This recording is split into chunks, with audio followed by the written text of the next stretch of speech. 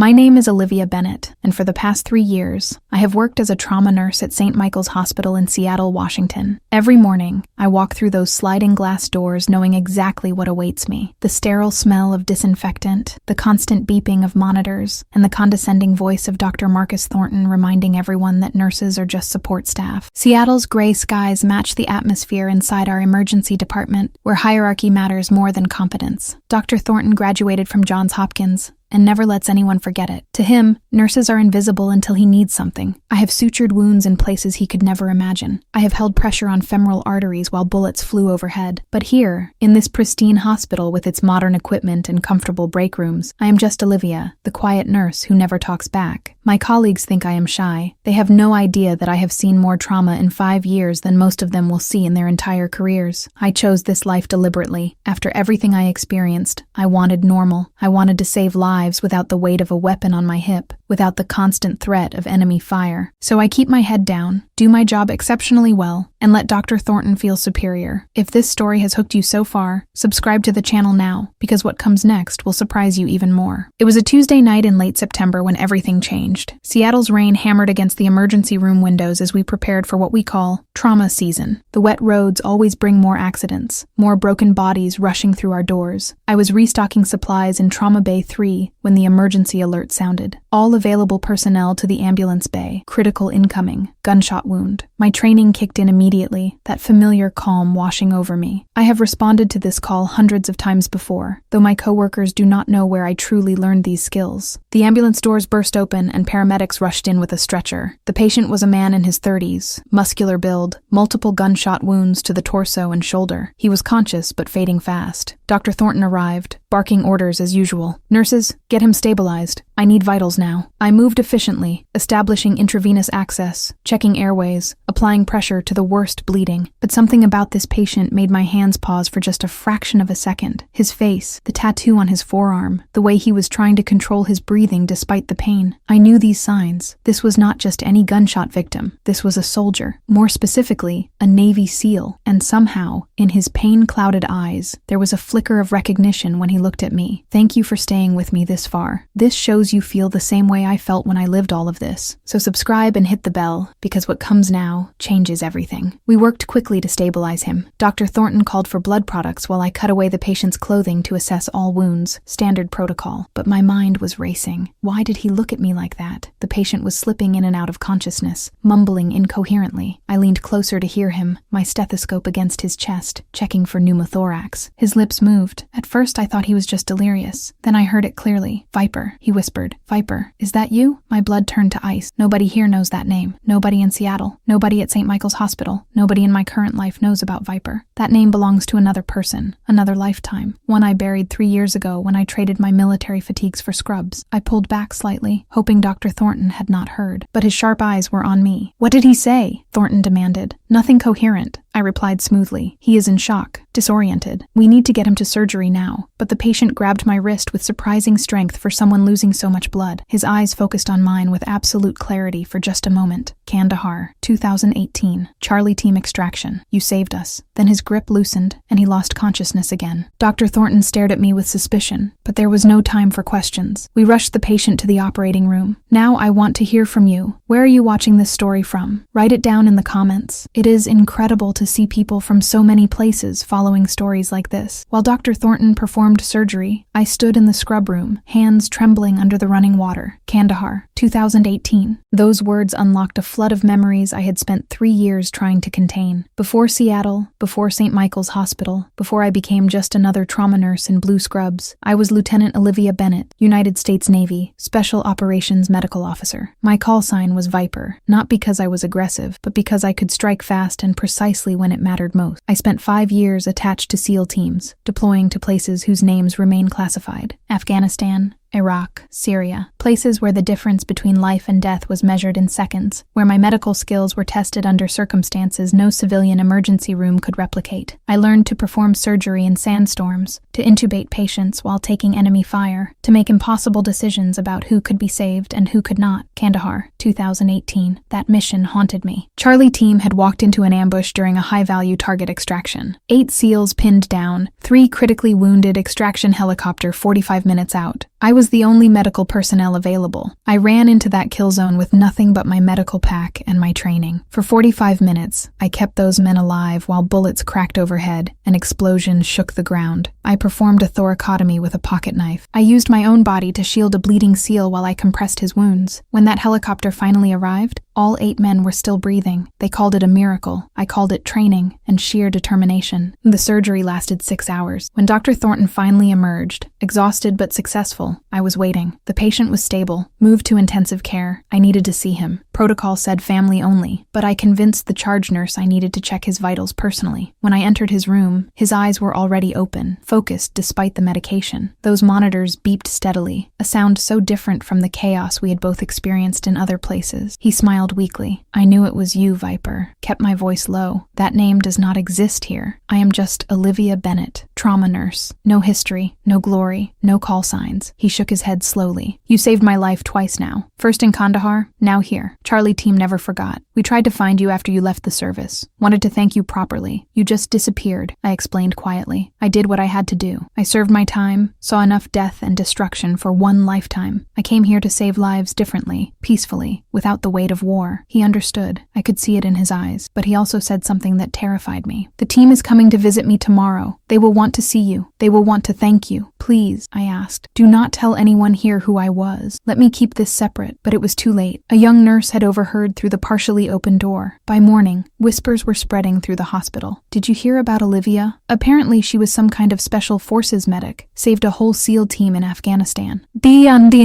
Dr. Marcus Thornton cornered me in the break room the next morning. His expression was a mixture of disbelief and something else, perhaps embarrassment. "Is it true?" he demanded without preamble. "What they are saying about you? Special operations? Navy SEAL teams?" I met his gaze steadily, no longer the quiet nurse who accepted his condescension. "It was a long time ago, Dr. Thornton. Another life. I came here to move forward, not to live in the past." But he pressed on, his voice rising. "You let me treat you like you were beneath me. You have more combat medical experience than I will ever have. And you said nothing. You just stood there and took it." I kept my voice calm, professional, because titles and past achievements do not define who I am now. I chose to be a nurse, to work as part of a team, to serve without ego, something you might consider. The break room had gone silent. Other staff members watched this confrontation unfold. Dr. Thornton's face reddened. "You made me look like a fool. That was your choice, not mine," I replied. "I never claimed to be more than I am. You assumed I was less. There is a difference." Before he could respond, the charge nurse intervened. "Dr. Thornton, Olivia's military service does not change her role here or yours. She has been an exemplary nurse, and that is all that matters. But the damage was done. Word spread beyond our department. By afternoon, hospital administrators wanted to meet with me. The local news somehow got wind of the story, and 3 Navy SEALs in civilian clothes arrived to visit their injured teammate, asking specifically for Nurse Viper. My fellow nurses gathered around me during lunch break, their faces filled with questions and newfound respect. Sarah, who had worked beside me for 2 years, spoke first. "Why did you never tell us? We shared so much, talked about our lives, our families. You never mentioned being in the military. I chose my words carefully. When you experience the things I experienced, sometimes you need to leave them behind to heal. I did not want to be defined by my past. I wanted to be judged by who I am now, what I do every day here. But that is incredible," another nurse named Jennifer said. "You saved lives under enemy fire. You are a hero." I shook my head firmly. "I am not a hero. I was a medic doing her job in extreme circumstances. Real heroism is what we do here every single day, showing up for 12-hour shifts, dealing with difficult patients and doctors, holding hands with dying people, comforting families, saving lives one at a time without recognition or glory. That is heroism." Maria, an older nurse who had mentored me, placed her hand on my shoulder. "You chose humility over pride. That says everything about your character. Not everyone would make that choice." The conversation shifted when one of the SEALs appeared in the doorway. His name was Lieutenant Commander James Morrison, Charlie team leader from that Kandahar mission. His presence commanded immediate attention. "I need to speak with Olivia privately," he said. It was not a request. We walked to an empty consultation room, and for the first time in 3 years, I faced my past directly.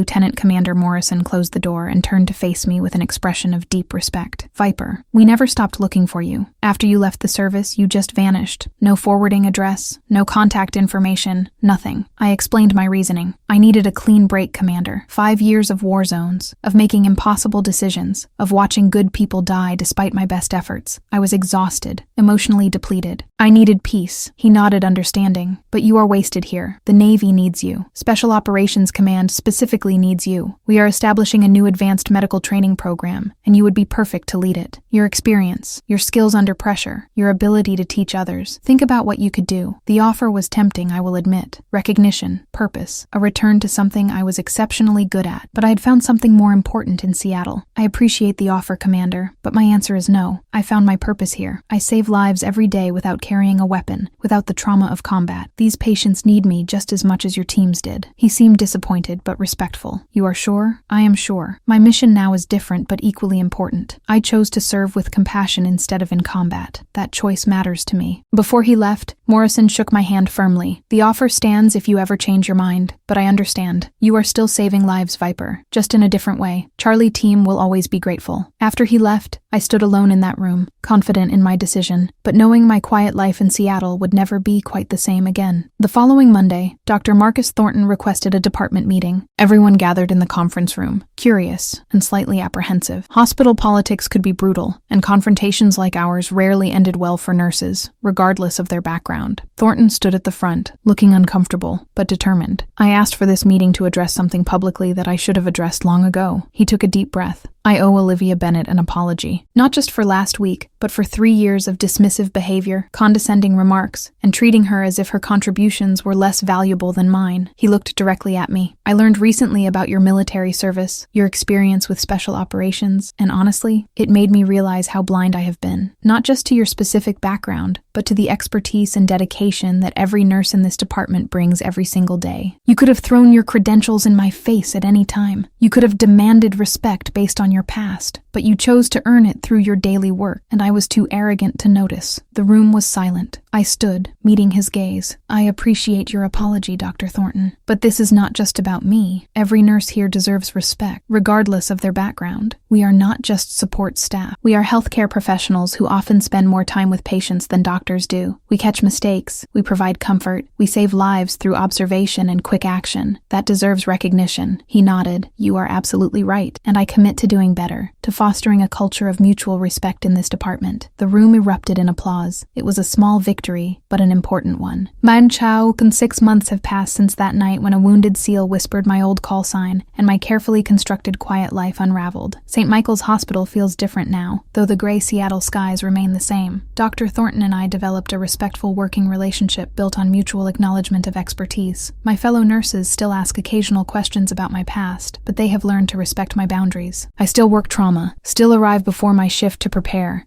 still find satisfaction in the small victories of saving lives, one patient at a time. The SEAL I treated that night, Petty Officer First Class Daniel Richardson, recovered fully and returned to active duty. Before he left, he gave me a gift, a small challenge coin from Charlie Team with the inscription, Viper, once a lifesaver, always a lifesaver. I keep it in my locker, a reminder of who I was and who I chose to become.